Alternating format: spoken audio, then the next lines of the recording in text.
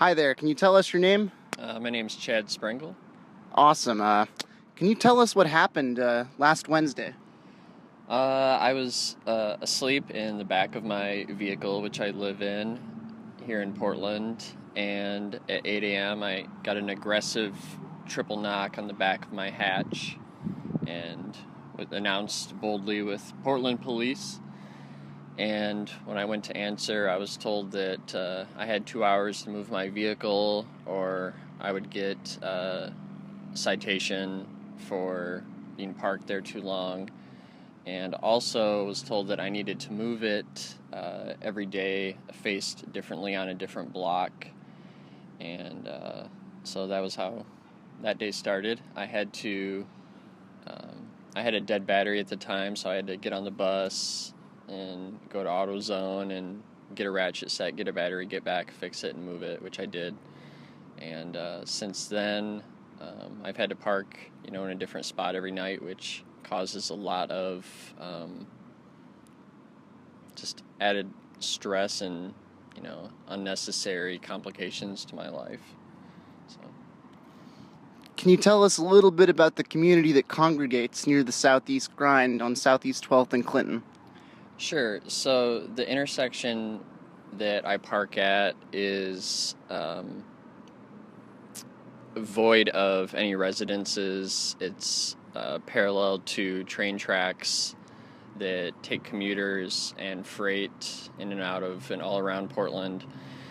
There's a fire station on one corner. The other corner is a dedicated parking lot that only people that work at a medium manufacturing business can park at.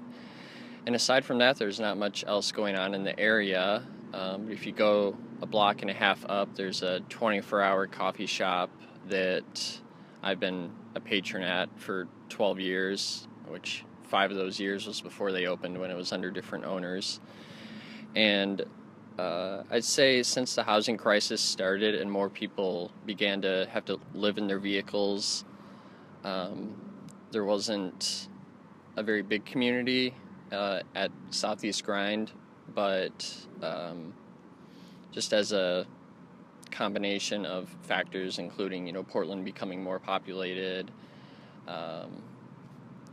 and several of us, maybe about 5 of us, living in our vehicles in the area, Southeast Grind has become kind of like more than what they call a third place for us. It's a place where you go. I can show up at any time, day or night, and see people that I know and relate to on a daily or weekly basis. And from that, we do have what I would consider to be a community. And even in the aspects of what it means to be neighbors, we have a very neighborly essence about us, where we help each other work on our vehicles, and various other things. I've helped one guy edit an essay that he was working on. I'm helping another guy that I met here prototype a product he's working on, and I'm field testing it. It's a skateboarding innovation. And just in general, get a true sense of knowing your neighbors, which is something that I've had a stronger feeling of here, living out of my vehicles and, frequenting this coffee shop than in any typical residential situation I've ever been in. So it's really important to me that that we don't get pushed out because of some arbitrary reasons, such as, somebody complaining about us parking in an area that, we don't have any negative impact on. If anything, we have a very positive impact. We help keep it clean. Our presence self-polices it.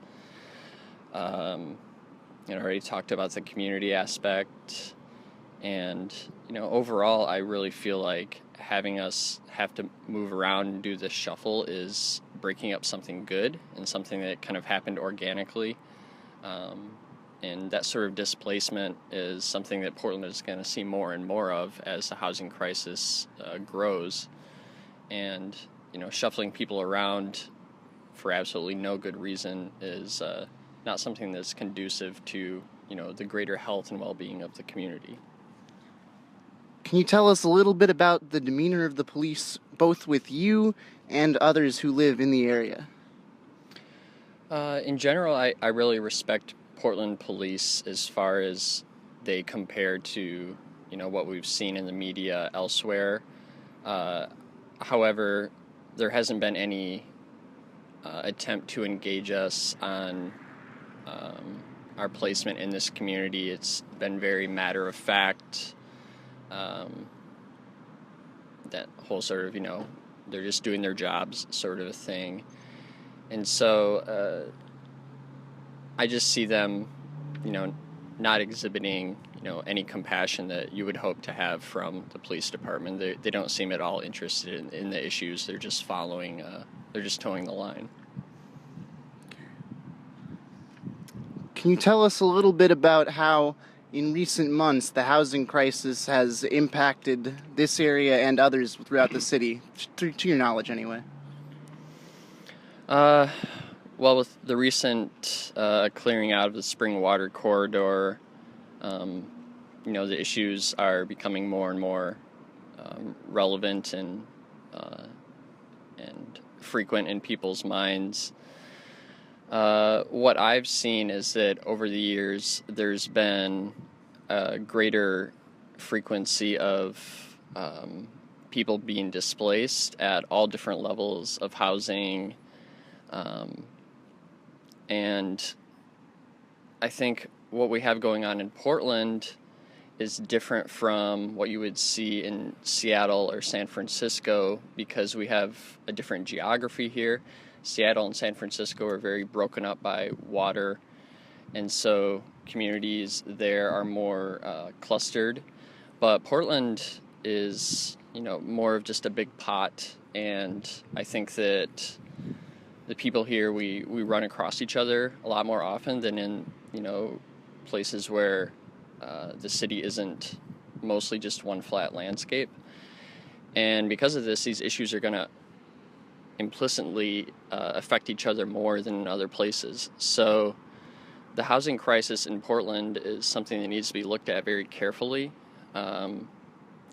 When people are displaced here, they're not necessarily moved from a situation that is seen as sketchy into something that is better. If anything, it just becomes more sketchy because when people become displaced like this, they lose a little bit of resources that they already had, they lose a little bit of community that they already had, and they lose their support network, and that only puts them at greater risk to have any of the negative consequences that people tend to associate with those that don't live in a house. So if people are afraid of seeing tents or cars in the vicinity of their homes or their businesses, the proper reaction isn't to just get those people away, because what away means to you just means in front of somebody else's property. So we need to come together as a community and engage this problem, talk with each other, and come up with creative solutions that can get everybody to a place of well-being and comfort and warmth in the winter. And effectively, we need to talk about these issues, bring them to the public awareness, and that's going to become more and more of a necessity as Portland continues to grow. A common sentiment around town is that those who are houseless typically are doing it for the sense of freedom and not actually by certain economic factors. Do you agree with this premise? Absolutely not. I mean, I've lived in Portland off and on for 12 years, and the majority of the time that I've been here, I've made roughly around the same amount of money, which is a few dollars over minimum wage. And what has happened is that, my rent used to be, we'll say, somewhere around 25 to 30% of my income. Well, now we're looking at 40 to 50, depending on what kind of situation you wanted to put yourself in, percent of income. And, if you go to apply for typical housing in an apartment where they have to approve of your income, they're going to ask for more to live in that place than what you make, even if you're able to make the sacrifices to cover your rent. They're not going to let you in. So then you have to look at renting a room in a house, which, I can testify that the same room 5 years ago that would have been $600 a month now is going to be $900. And this is a repercussion of homeowners in the area who, sorry to say it, but it's just greed. And I understand they want to put these rooms up at market value. And a lot of people want to blame, the Californians that are coming in, and the people in the tech industry. And, that's progress, and that's going to happen. People are going to move here that have a little bit more money as Portland becomes cool or whatever. But that's not the issue. The issue is that without some sort of a rent freeze, it's going to continue to displace people, push people out, and Portland is going to lose the sense of diversity that it's had that is necessary to, create a healthy community. Can you tell us a little bit about your story going from being a renter to a van dweller in the years you've lived here in Portland? Sure. I make enough money to be able to live comfortably, and if I have a little bit left over, then hopefully I can go do something cool once in a while. But for me, in order to advance my life and plan for the future that I want for myself, I need to be able to set aside money for travel, to invest in other opportunities, and try to do something other than, just my normal 9-to-5 that I've been doing for a while. And so the choice came down for me that, I either would have to, put a significant amount, 50% or more of my income toward rent and even more toward utilities, and then what little was left over I would just have to live on and have no savings.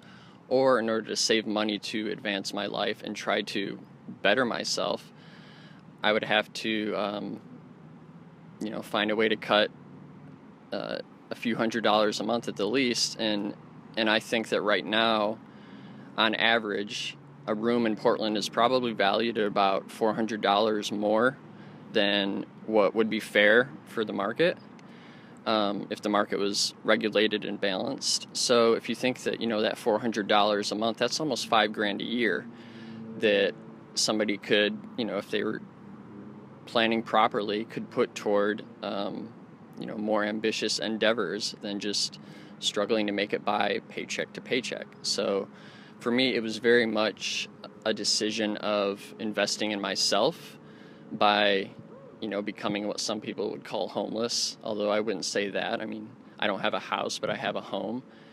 And so it was definitely a decision made out of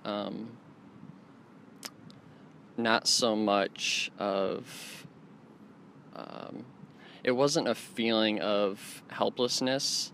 It was just a decision I made to enable myself to grow and live a fuller life. And I think a lot of people are coming to that conclusion that, if they lived in a van, they'd be able to save money, they'd be able to go do a lot more. And what does it say about Portland that, this becoming a more frequent occurrence? Obviously people want to be here, even if they can't afford to be here. This is a great city. We have a great community, and we need to keep it that way. And this is a red flag, and we need to address this. I think it's the number one issue facing Portland, especially, with all of the turbulence, that's going to be coming with the election cycle this year. There's going to be a lot of uncertainty. There's going to be a lot of people that are polarized against each other that don't need to be. And this is an issue that needs to be faced and not be squashed in the face of, all of the bigger emotions that are in politics. Like, this is a real local issue. This is what we should be focusing on. You consider yourself a Portlander at this point, 12 years, right? Mm-hmm. Yeah, absolutely. I moved here when I was 20, and you know, Portland in many ways, because of just the community here and the mentors I've had, have given me a chance to create a life for myself. And when I've gone back home, I'm originally from Michigan. When I go back home, I see the repercussions of the economy there, and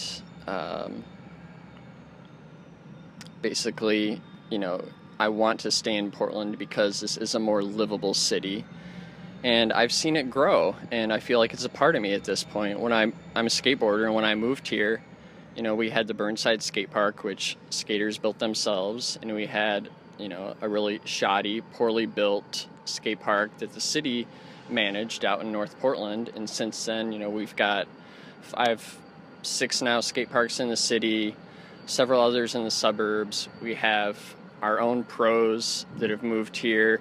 We have our own companies. We have our own distribution. We definitely have like a heavy and growing scene here in Portland, and that's something that wasn't here when I moved here 12 years ago. It was very small. And so, having seen Portland grow and been a part of it, I very much consider myself a Portlander at this point. Like, this is my home. I know this city way better than I know my hometown. And I want to continue to, keep being able to, even if I go somewhere else, come back to Portland and find that it hasn't lost its character.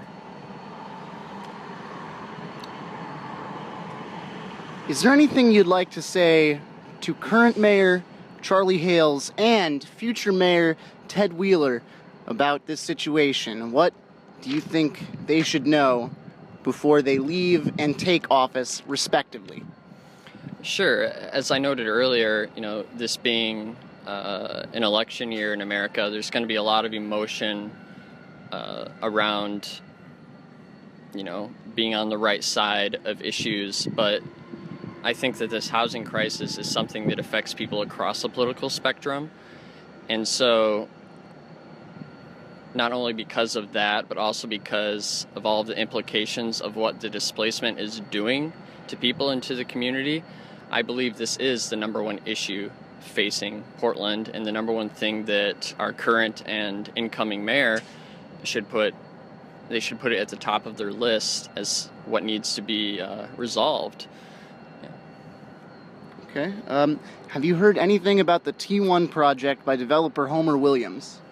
The little bit that I have heard is that they're planning some sort of a warehouse-style dormitory residency of some sort that's supposed to house 400 people, but at a cost of $250,000 a head.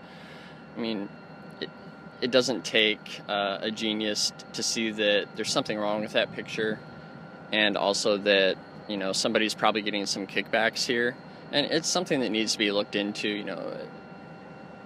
There has to be compassion in housing, and this kind of a display of what appears to be some sort of a scheme of greed is not a solution. I mean, it's just a kind way to put it is that it's silly. A more realistic way to put it is that it's devious. Yeah, absolutely. All right. Thank you so much, Chad.